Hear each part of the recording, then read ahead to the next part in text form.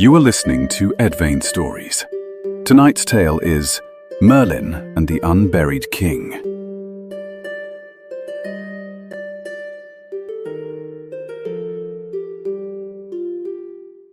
Three days after the battle at Arfderydd, the field had not learned silence.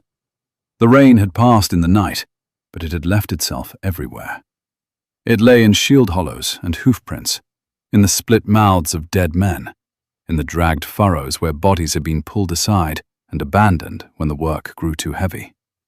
Spears leaned at broken angles in the mud, the earth itself seeming to raise a last defense and failing. Helmets showed like dull stones among the trampled grass, and ravens' cries now sounded around the ruin as they prepared to feast. Brother Robert stood at the edge of it and surveyed the carnage. He had been sent from the little house of St. Kentigern with two men who still had swords, and therefore still had duties. Their names were Mael and Ceredig. Mael was broad, older, and carried his grief quietly, folded away until it was needed. Ceredig was younger, red-eyed from drink, and had the look of a man who had survived by accident, yet resented the accusation. They had come looking for the king's bard. Merlin had vanished before the last shields broke. Some said he had been killed and covered in the press of bodies. Some said he had gone mad when Gwenthilai fell. Others said he had walked away from the field while men still cried for water, and that the crows had made a path for him. Robert did not like that version. He liked least of all the way men lowered their voices when they spoke it. King Gwenthilai lay under a cloak near the center of the field, guarded by two exhausted boys with spears. He had not yet been carried to consecrated ground. No one could agree where he should go. His kin wanted him taken north. The priests wanted him washed and buried before rot made a mockery of rank. His remaining captains argued over honor, distance, weather, horses, and omens. While they argued, the king lay with rainwater darkening the cloak over his face. "He should have sung him down," Ceredig said. Robert looked at him. "Merlin," said Ceredig. "That was his office. A king dies, and the bard fixes him in the world, gives him order, sends him where songs go." "Songs do not send souls," Robert said. "No," Ceredig said. "Priests do that, I suppose, when kings die tidily." They crossed the field carefully. Robert saw a hand still gripping the turf, the knuckles packed with mud. He saw a man on his back with both eyes open and a beetle walking across one of them. He saw, near a broken standard, 3 ravens picking around a corpse, but not touching it. They seemed to be waiting for permission. Mael noticed them too. "That one was close to the king," he said. "How do you know?" "No bird eats before it's better." Robert almost rebuked him for superstition, but the words would not come. The field was full of appetite, yet here and there the dead lay untouched, waiting. At the far edge, where the slope dipped towards a line of ash and thorn, they found the first signs of Merlin. A strip of dark cloth had caught on a bramble, torn from a cloak of better weave than any common soldier wore. Beside it, half pressed into the mud, lay a lyre string knotted twice around a twig. Ceredig crossed himself clumsily. "He went in there." Miles stared at the trees. "Or something took him." Robert bent to touch the lyre string. It was wet, but when he lifted it, it hummed once between his fingers. No wind moved, and no bird cried. From somewhere among the trees came the dissonant sound of a cracked bell. One note only. Robert turned back towards the field. The monastery lay miles away. Its bell was small and bright, not this deep iron groan. "You heard it?" Robert asked. Neither man answered. Beyond them, the ravens rose from the battlefield all at once, circled once above the covered king, and settled again. The field had not learned silence. It was listening.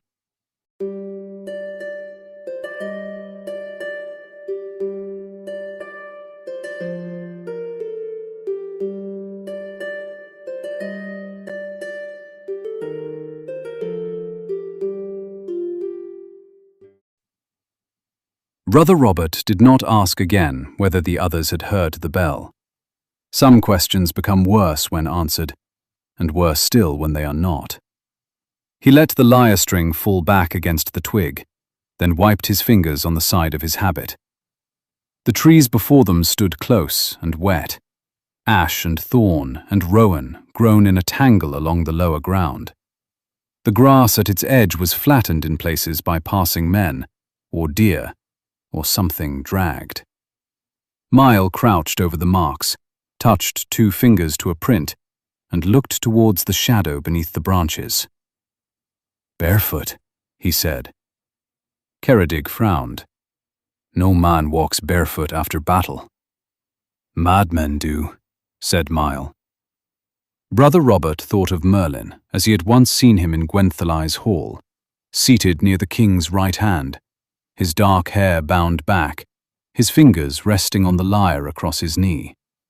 He had not looked like a madman then. He had looked like a man who reflected upon words before he released them.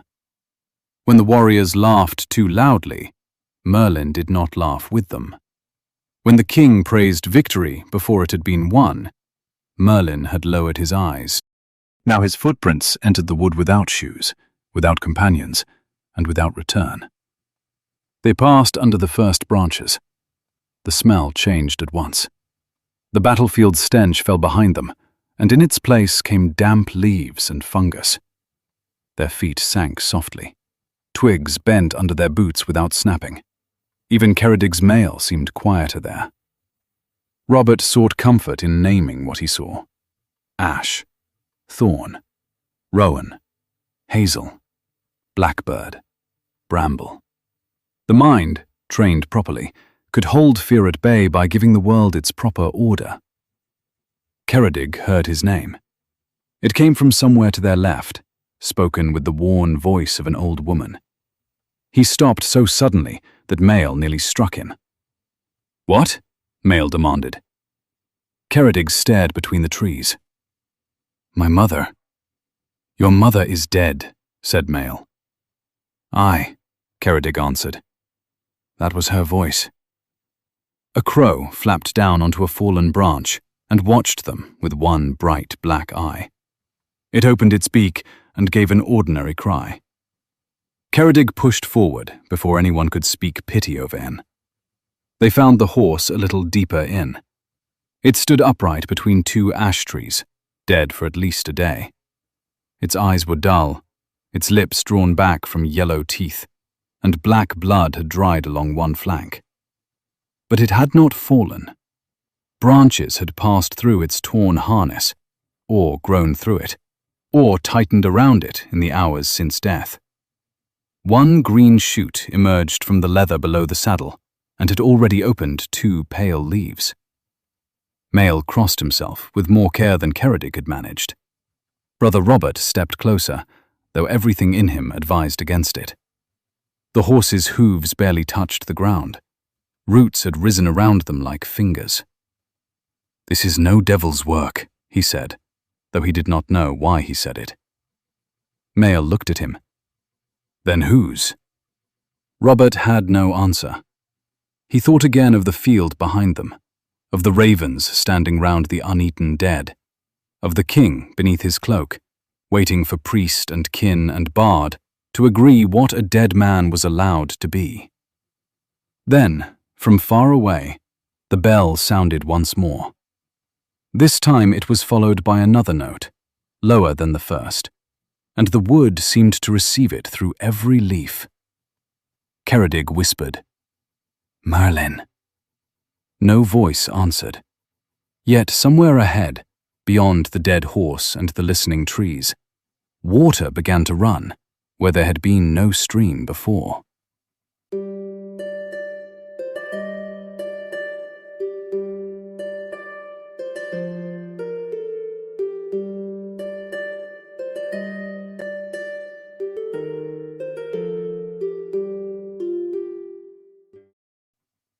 The running water drew them deeper. It did not keep to one place. It slipped ahead, then seemed to run beside them, then bubbled under the roots at their feet, though the ground was only leaf mould and black earth. Brother Robert tried to follow it by sense, and failed. The wood was not obeying the ordinary habits of sound. They found Merlin where the trees opened around a narrow stream. He sat on a stone, with his bare feet in the water, his ruined cloak hanging from one shoulder, blood-stained and dark with rain and mud. Leaves clung to him, and a thorn had scored one cheek from temple to jaw.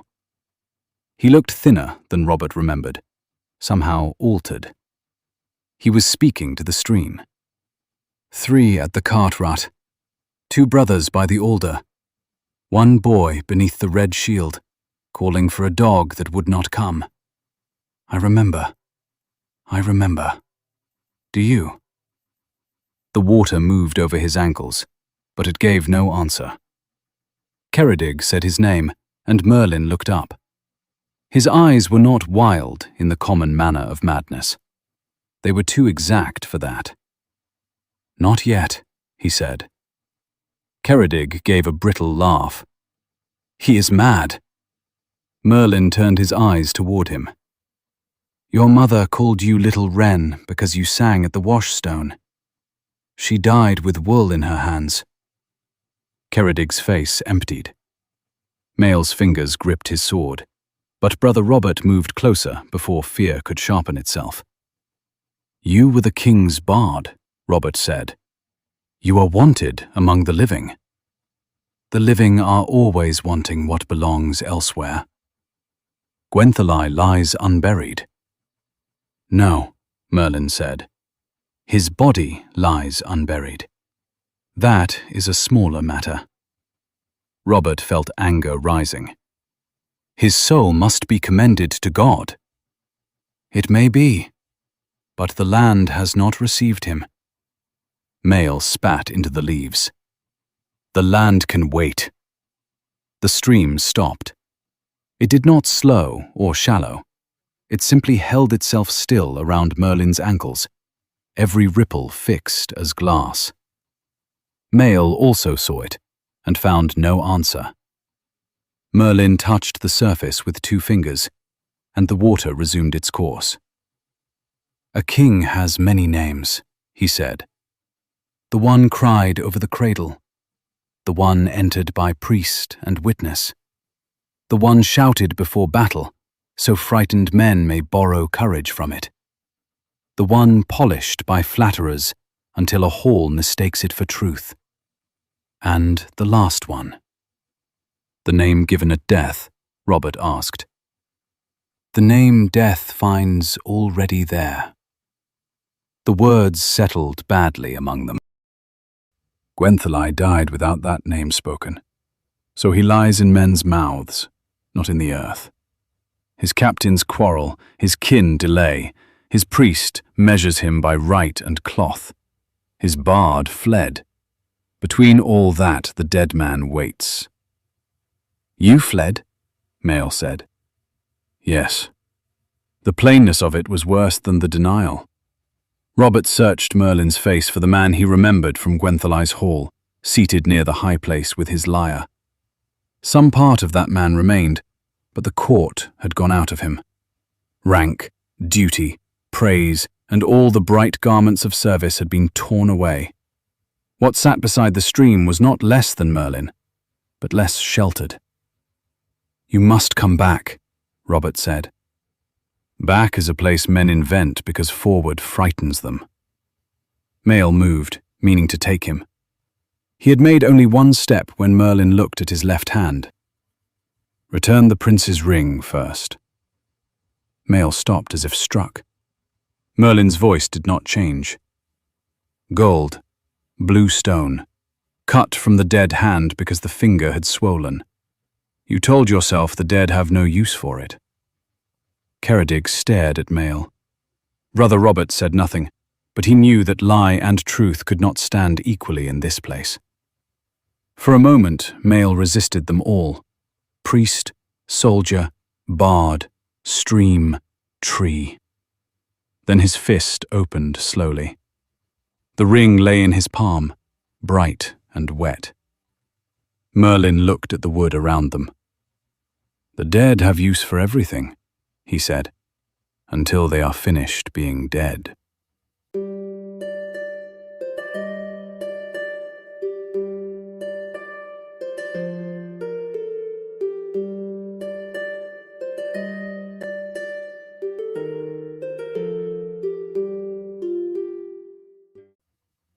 Mael did not return the ring at once. Shame held him as tightly as greed had done. Brother Robert took it from him gently. He expected Mael to resist, but the man's strength had gone elsewhere. The soldier looked suddenly older, his broad face slack with the knowledge that whatever had seen him steal had not been human. "We will take it back," Robert said. Merlin rose slowly from the stone. Water slid from his feet, but no mud clung to them when he stepped onto the bank. That troubled Robert more than the stopped stream had done.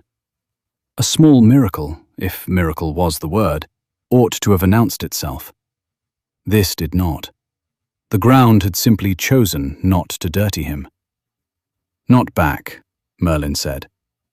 "Not yet." Ceredig made a wounded sound. "Then where?" Merlin turned towards the deeper trees. "Where names go when men are done misusing them." No one liked that answer, but no better one was offered. Mael wiped his sword hand against his tunic, though he had not drawn the blade.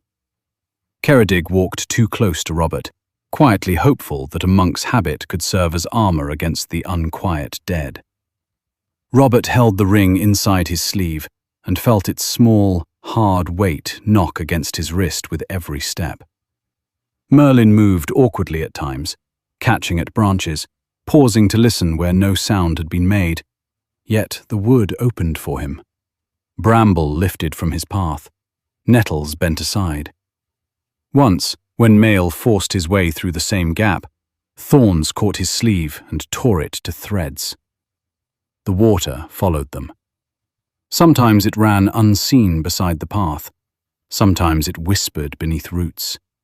Once it crossed before them, in a silver thread no wider than a belt, and when Ceredig stepped over it, he gasped and clutched at Robert's arm. "What is it?" Ceredig stared down. "Cold." Robert wanted to dismiss it as terror, but the soldier's face had gone pale in a way no ordinary chill could explain. Merlin did not turn around. "Water remembers all who enter it," he said. "That is why men prefer blood. Blood forgets once it dries." Mael muttered a prayer, not well and not fully, but sincerely enough that Robert did not correct him. The road, if it could be called a road, narrowed until they had to walk in single file. The trees grew lower, older and more bent. Here and there scraps of cloth hung from branches, so rotted that they might have been offerings or remnants of men who had passed too close. They came at last to a place where 3 small streams met. The trees formed no perfect circle, yet the shape was unmistakable. Their branches curved inward, woven by years or intention into a low crown of spikes.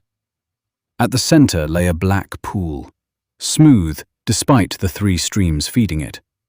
Beside the pool stood an old Roman milestone, half swallowed by roots, its carved letters worn into almost nothing. Merlin stopped at the edge of the thorn ring, and Brother Robert felt the ring in his sleeve grow cold. "This is a heathen place," Mael said. Merlin looked at the pool. "It is older than heathen." Ceredig backed away. His heel struck one of the streams, and the water splashed higher than it should have done, darkening his leggings to the knee. Mael seized Merlin by the shoulder. "Enough!" The thorn nearest him bent down, slow as a waking finger, and rested against the back of Mael's hand. It did not pierce him. It merely waited. Merlin said, very calmly, "Do not bring your iron temper into this place." Mael let go. Brother Robert stepped past him to the edge of the pool. The black surface held no reflection of trees or sky. He saw rain falling on a battlefield, shields breaking, men turning their faces from death and finding it anyway. Then the water went smooth again. Merlin knelt beside it. "Now," he said, "we ask whether the king is ready to hear himself."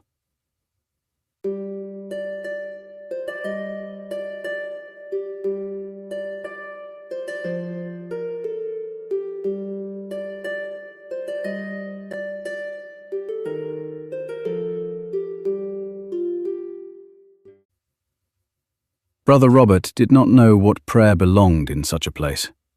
The pool lay before him, black and still, while the 3 streams entered it without troubling its surface. The old milestone stood nearby with its dead letters turned to shadow. Above them, the woven branches let down a dim green light, and in that light, Merlin looked neither like a bard nor a madman, but like a sage listening at a door no one else could see. Robert knelt because he could think of nothing better to do. Mud soaked through the cloth at once. He pressed the prince's ring into the earth beside him, blue stone upward, and made the sign of the cross over it.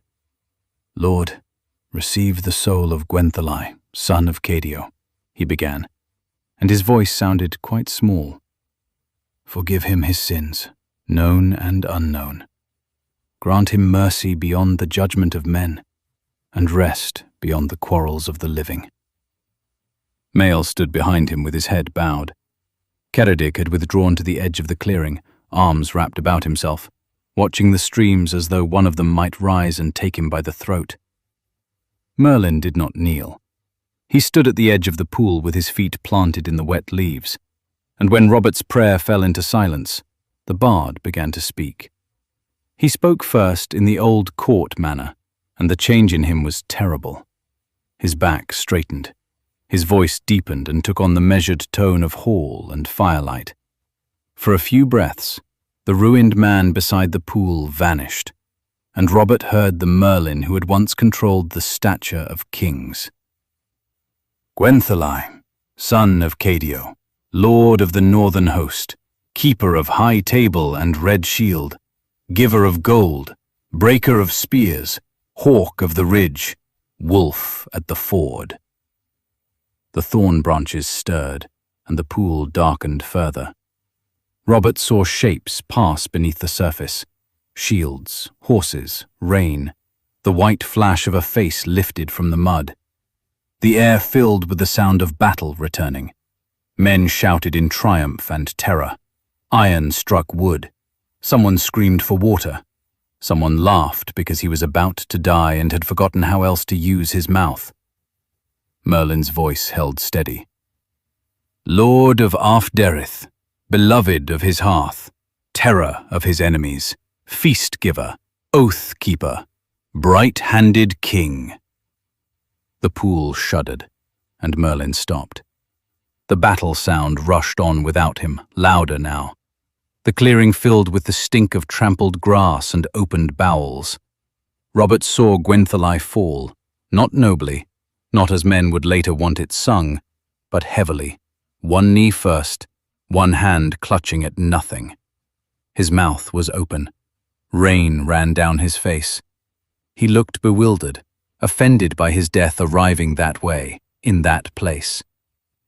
"Finish it," Mael said. "You were his bard." Merlin looked down into the pool. The old tone had gone from him. When he spoke again, it was with the plainness of the man beside the stream. I carried his names," Merlin said. "I burnished them. I set them in order and gave them back to men who had paid in blood to hear them. I made his raids into justice, his pride into courage, his hunger into right. I stood in his hall while boys too young for beards learned how sweet it was to be promised a beautiful death." Robert did not move. He felt the prayer still inside him, unfinished and useless. "On the field," Merlin said, "when the line broke, he called for me. Not for God, not for his mother, not for the captains, For me. For his bard. He wanted the last lie ready. "And you fled," Mael said. Merlin turned on him this time, and the thorns above them trembled. "Yes, I fled. Not from death, from the song." Ceredig made a low, pleading noise. He had come nearer without meaning to, drawn by the horror of truth as men are drawn to the edge of a grave. "I saw him," Merlin said. "I saw the king without the names we had dressed him in. No hawk, no wolf, no bright shield. Only a man in the mud with blood in his teeth, afraid to leave the world. And all at once I knew what my craft had been. I had taken fear and given it armor. I had taken killing and taught it meter. I had made slaughter memorable enough that sons would ask to inherit it." The black pool showed the field again, but this time every man wore the same face. Mael groaned and turned away. Ceredig stumbled back, heel striking water, and the stream rose around his boot, though it was no deeper than a hand. He cried out and ran. "Ceredig!" Robert shouted. Mael cursed and went after him, plunging between the thorns and out beneath the trees. Their steps crashed away through brush and wet leaves. Then came a sound of running water, sudden and impossible, too broad for any stream they had crossed. Mael shouted once. Ceredig answered with a strangled cry. There was splashing, a desperate thrashing, then nothing but a continued rush of water where no river should have been. Robert rose halfway, but Merlin shook his head. "Go, and you will bring back only one more name." "You knew," Robert said. "I heard the water take his measure when first he crossed." "And you let him go?" Merlin looked older then than any man Robert had known. "I am not yet what later men will accuse me of being." The pool grew still again. Robert looked into it and saw Gwenthilai on his knees in the mud, his mouth shaping the word he had wanted Merlin to hide beneath splendor. Not lord, not hawk, not wolf, not king. Brother Robert understood. The last name is not a title. No. It is what he was. It is what death found already there. Merlin closed his eyes. He seemed to be resisting every hall that had ever fed him, every patron who had praised him, every warrior who had believed in him. When he opened his eyes, they were fixed and empty. "I could not sing it," he said. Robert placed his hand over the ring in the mud. "Then do not sing," he said. "Speak."